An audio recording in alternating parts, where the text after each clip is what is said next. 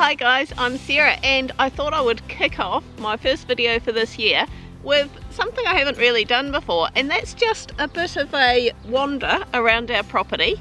Show you, what I get up to, because many people have asked. I have been asked before for a day in the life type video, but I'm not going to do that because each of my days are very different. Some days I won't do much more than just editing videos and moderating the Facebook group. That ain't fun to watch.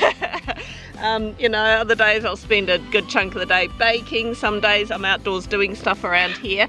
So I thought it'd just be interesting for those who have been keeping up with our videos. We've been on this land for about 16 years, but we haven't progressed quickly as some people do. We bought this as a completely bare section of land. There was no house, no fences, no trees, no nothing. But one thing to bear in mind is our ground is not great for growing things. We didn't realise that when we bought the place, but it is rocky. It's like living on a riverbed. So we planted a whole heap of fruit trees. At first, planted them and their roots they became quite root bound. They really struggled getting past the extreme amount of stones we've got. So we've discovered that every time we need to plant something, we either need to really get our muscle on and dig a huge hole and fill it with decent dirt so that it can get a good head start, or we hire a digger. Most of our fence posts, we've actually hired a digger. Dug a hole, put the fence post, backfilled it. Any fencing contractors, if you ask them to do work down our road, you'll get laughed at. Because many people down our road have had post hole rammers and big machinery break because of the extent of stones we've got. But we're getting there. We're just doing it as and when. We made a pact not to add on to the mortgage in order to get things done and sorted around the place. So it literally has been save up for every single fence post. Just save the money, do it as and when. So there we go. So I'll do you a quick tour. So first of all, Mum's workshop. Many people have speculated as to what goes on in Mum's workshop. The noise you can hear there is the water pump, because we're on, we've got a water tank. We do get town supply water, but it trickles into the water tank, so we're on a restricted water supply. But yeah, so every time we turn the tap on, that water pump goes off, so that's what's in there. But anyway, what's going on in there? I did make the sign myself, which I'm very proud of. I engraved it and everything. It does need redoing though. So these doors, we actually made these doors out of wooden slabs. We didn't buy doors at all. We made them ourselves. Even these flowers on. I was at my husband's work with him one day, and we got some old bits of copper. And I was just playing at cranking them and welding them and stuff, and he taught me how to weld it all. So I made a couple of flowers, so I decided to put them on my workshop. But the other thing is, I make concrete pavers. I made these. I even grew the weeds to go around them. So here's a few of the pavers that I've made. Unfortunately, I'm having a real issue with bubbles. Some of them come out okay, some of them not so. So it's all a bit of an experiment in progress. I have all my beekeeping gear in here. The bees, we do plan on getting bees again, however, not for a while because they're an expensive hobby. This here is a table that actually vibrates to help get bubbles out of concrete. And this here is another experiment. It's a trough. We saw the price of concrete troughs and we thought, well, why not give that a crack?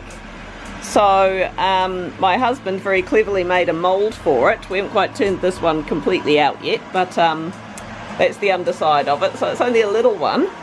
That's the sort of size that'll do. I'll show you the one we did make for our piggies. We haven't got pigs at the moment, but we're getting set up for pigs again. So that's my little concrete mixer. That gets a lot of use. Take you for a wander to meet the girls, one of which has escaped. There's always an escapee.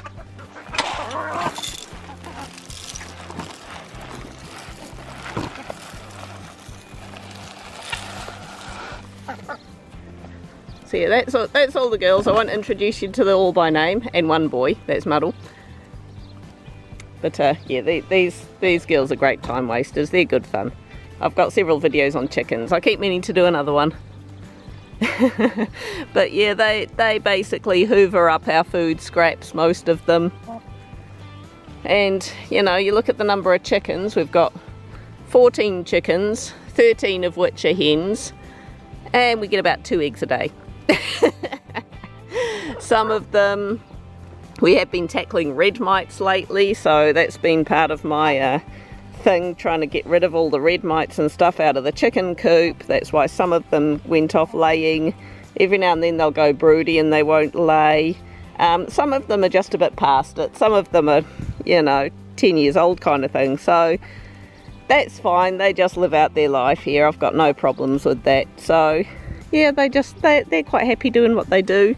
They've got, despite the fact that they do escape, they've got a paddock that's bigger than our house. You know, we've got a bay leaf tree over there, and they've got a lot of bushes to shade under.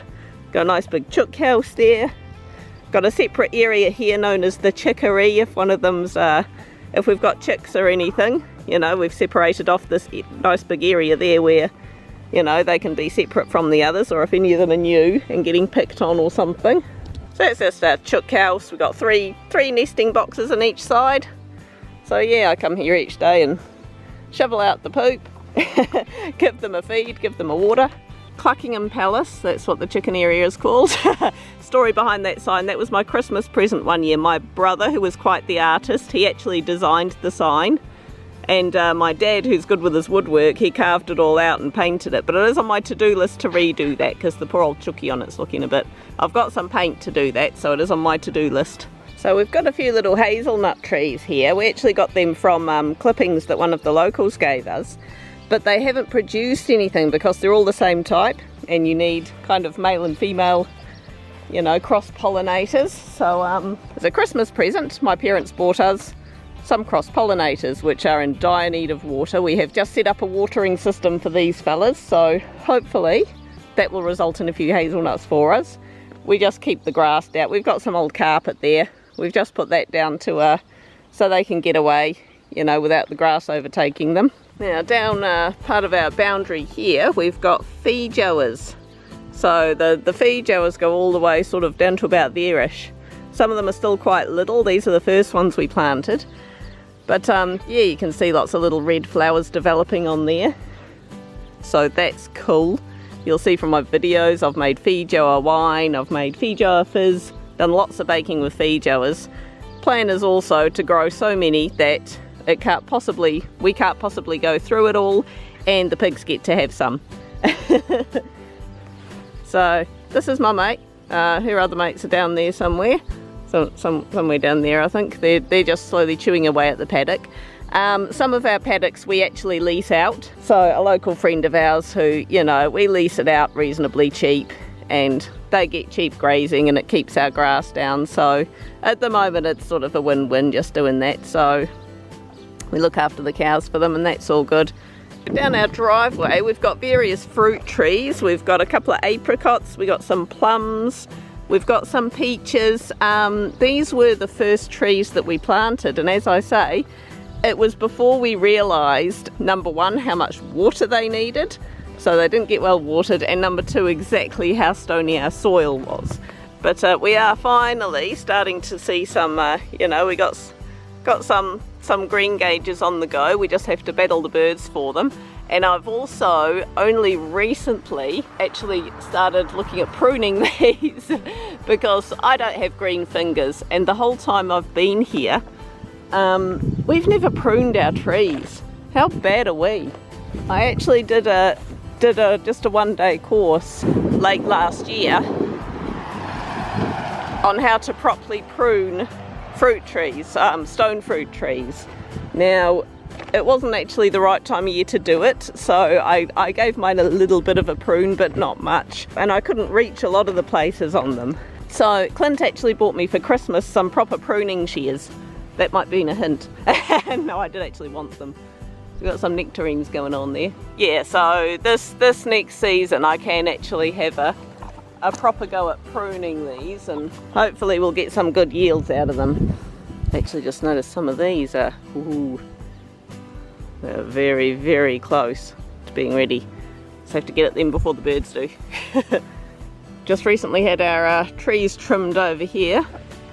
The local tree trimmer guy, but he had some trouble getting on this side of the fence because we've got a whole heap of, there's the chickens down there, got a whole heap of stuff down there, so we said we'd do that. So it's now part of our mission. We need to clear away all these branches, set up a big bonfire pile for when it's winter. Kids can toast some marshmallows, but yeah, that's one of our big missions as well, try and get all that trimmed back. And we've got a few little paddocks here that we've sectioned off smaller, primarily for piggies. We have had pigs before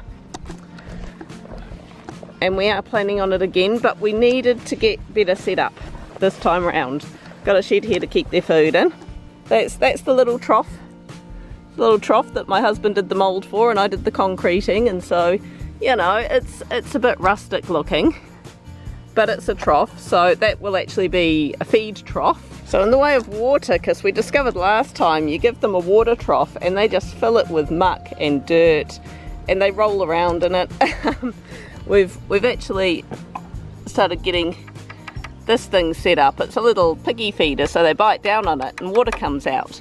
I decided to get a bit tricky with my concreting here, and I've got it set up so that they drink out of that, and of course they dribble, it'll run down there. I've got that on a bit of a slope, and then I've actually made a concrete dip. Obviously there's all sorts of gunk in there at the moment, but there's a dip there so that anything they dribble down, that can be a bit of a wallow pit for them. They've got a bit of a pit there to wallow around in some mud, so that's cool. That's the little piggy house there. We've set it up, we actually built that ourselves.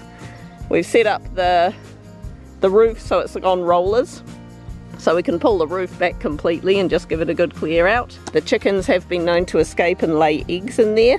We actually, with our last lot of pigs, I had one chicken, Blackie. She became really good friends with the pigs. I kept expecting her to vanish, to be honest, but no, she came and fed with them every day. Her and the pigs would come and eat their grains. It was quite hilarious. But and we've got last time experience, we need some shade for them, so we've started growing an apple tree. Yeah, so we thought apple tree, I always try and make things productive. It needs a bit of water at the moment, but it's booming, it's doing awesome as that tree. I might need to prop up some of the branches actually, because yeah, actually we do, because the apples are weighing it down, so that will be probably on our list today, I think. Just prop up some of those branches. Down there's our fence line down there. It's mostly just gorse growing down there, and we do actually want to eventually replace it like we started to with the cypress trees there. So we do want to eventually replace all that gorse with trees, but it's a time and a money thing, so we'll get there, although some of them further down are actually blackberry bushes, so I'm keen to keep them. I'm pretty big on blackberries. So we've got our playground here that my dad actually built. Very clever granddad, as I say, good with his woodwork. Barbecue we've just finished restoring. There will be a video out on that very shortly. Experimenting with growing some potatoes in pots, another video. That's a little lemon tree. We actually planted a whole heap of lemons, but we discovered they're high maintenance. So we've got one left, and we're going to plant it in this big hole where we did have, you might see some of my cooking videos, I've got this huge flax that covers my back window. It's gone. It was my arch nemesis, that flax. I did not know how big that thing was going to get. It was a very dramatic day involving a chain block and a lot of work, but we got it out. That there was our first wood container for firewood that we built. Looks a bit like a dog kennel actually, but yeah, we built that. That's now our backup wood supply, so we know if we end up not using the stuff in the shed and using that, then we're getting to the end of it. my daughter's sleep out, which you may see a video that, you know, we built that sleep out ourselves. That was pretty awesome. I'm not going to show you the inside because it's officially a teenager's bedroom. So you saw Mum's workshop down the driveway there. That's Dad's workshop. No, I actually do use some of that for my painting. I do spray painting and things too, so yeah, a lot of things tend to need spray painting and on the person. We've got a shipping container there, which there will be a separate video again on doing that up, which we haven't finished doing yet. The plan is that will eventually be a hydroponics room.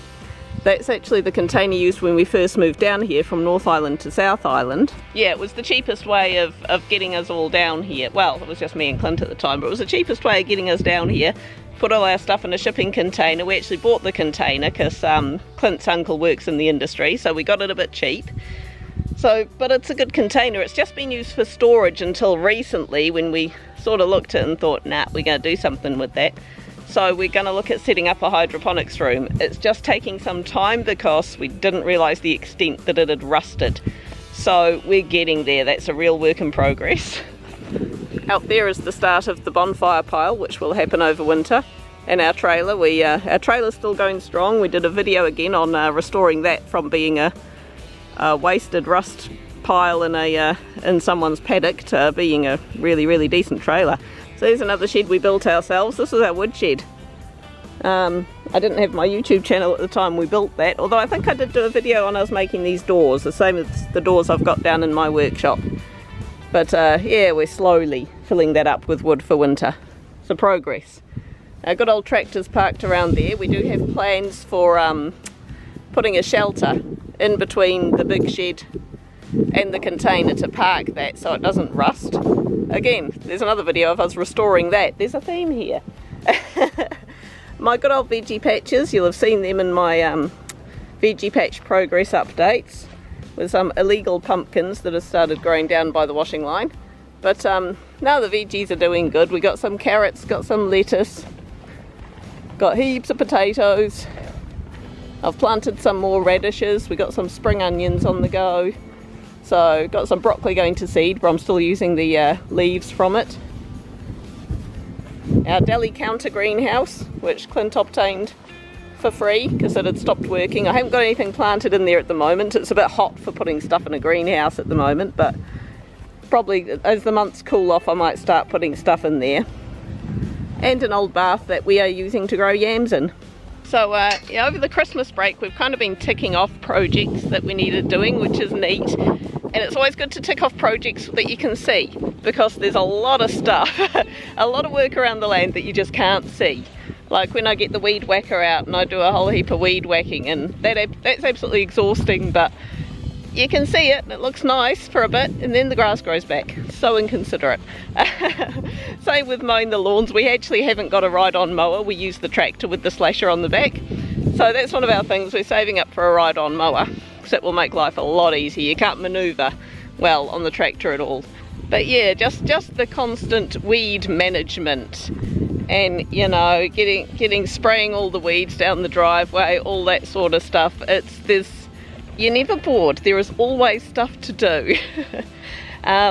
This time of year it's been really, really dry the last few days, so everything needs watering, and of course then we have to monitor our water usage. So it's one of the things on our to-do list to actually get a water monitor for our tank there, because we have been caught short a couple of times, accidentally left a sprinkler on and found our tank completely drained, which of course you don't want to do, especially when you've got someone else's cows grazing your paddock. They need water. So down here, you may have seen on one of my other videos, we've planted a ton of potatoes in the hopes that we'll be able to feed pigs a lot cheaper. So we've got a whole heap of potatoes, enough to hopefully feed a small army of pigs, and we've got a whole heap of Jerusalem artichokes, most dotted around the place a bit, because they're, yeah, well, there's a story behind that, which you may already know if you follow my channel. But yeah, so Jerusalem artichokes, going nuts, loving life. We've got a few pumpkins planted over there as well. We're growing a bit of corn. So we've got a corn grown all along here. So we've got a few more apple trees planted here. This one's a Braeburn, and the apples, they taste really nice, but we always get these little spots and stuff on them. I'm not big up putting like fungicides and stuff on them, but they still taste nice. You know, they're only little at the moment. They're nowhere near ready. Need a lot more water. Things have been pretty dry here lately. This one, I'm not sure what kind of apples they are, but they are beautiful. They're like really tangy. And this tree is always a prolific producer. Like, you know, it's absolutely groaning. so I'm loving it. So that's awesome. I actually make apple cider vinegar as well, and that's something I usually do in bulk every year. Apple cider vinegar, it's you know, you can use it for cleaning, use it for your chickens, so you know, and it is good for you. So yeah, that's something that I do. Plus I chop them up, I bottle them, I freeze them, use them in baking. This big thing here, from that point onwards, there's nothing down here, but there will be. But we've got raspberries over there. And again, another video of us setting up this bird netting, and I think we have finally finished with it. We've had to go around, and because there was a little strip down the bottom, and the birds until yesterday were still getting through that, but we've just been round, put a whole heap more chicken wire, as it's known, under there, and so hopefully we'll be getting some more raspberries for us, not just the birds. So you can see we've got a few raspberries growing in there, so that's cool. So every day we usually send the kids under the netting. I sometimes get in there too. And yeah, go on a raspberry hunt, see how many we can get, make it a competition.